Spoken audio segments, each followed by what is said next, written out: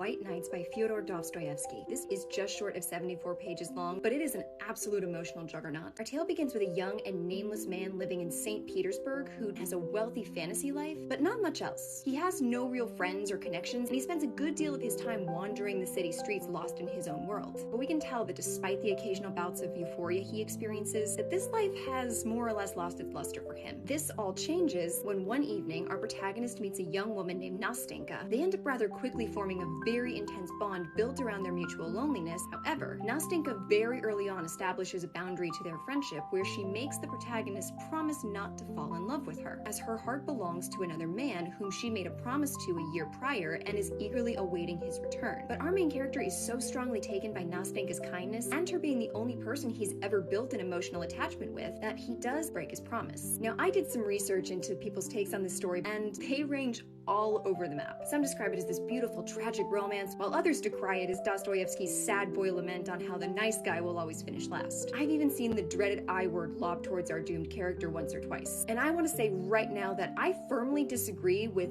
every one of these. I do agree on this being a tragic story, but I wouldn't define it as a romance. Rather, a tale of decidedly unrequited love. As for the nice guy analysis, I don't for one second believe that Dostoyevsky means to punish Nastenka for not returning the main character's affections, nor does he want to imply that her choosing another man reflects some kind of failure on society's part. And I certainly wouldn't in any way describe the central character as an incel. While he is socially isolated, and he does admit to his inability to speak to women, our character is not angry or resentful towards women, nor does he act entitled to their attention on a romantic or sexual level. Moreover, the character isn't upset with Nastenka for establishing their relationship as platonic. It does understandably hurt him to hear her declare the depth of her love for another, but he doesn't try to steer Nastenka's affections toward himself, and even goes so far as to write and deliver a letter on her behalf so that she can contact her lover. What makes the story tragic is that the character's love for Nastenka is so built upon his lifelong isolation. After all, following a lifetime of nothing, any show of affection is going to feel like everything in comparison. But what I think makes this character sympathetic is that he's willing to put his own feelings aside to ensure her happiness, even if it's not with him. It made me want to see him rewarded. Instead, once Nastenka does reunite with her lover, our character brokenheartedly retreats back into self-imposed loneliness, his only comfort being that he's able to cherish the memory of the brief but overwhelming joy he experienced with this woman. As he states at the story's end, "My God, a whole minute of bliss. Is that really so little for the whole of a man's life?"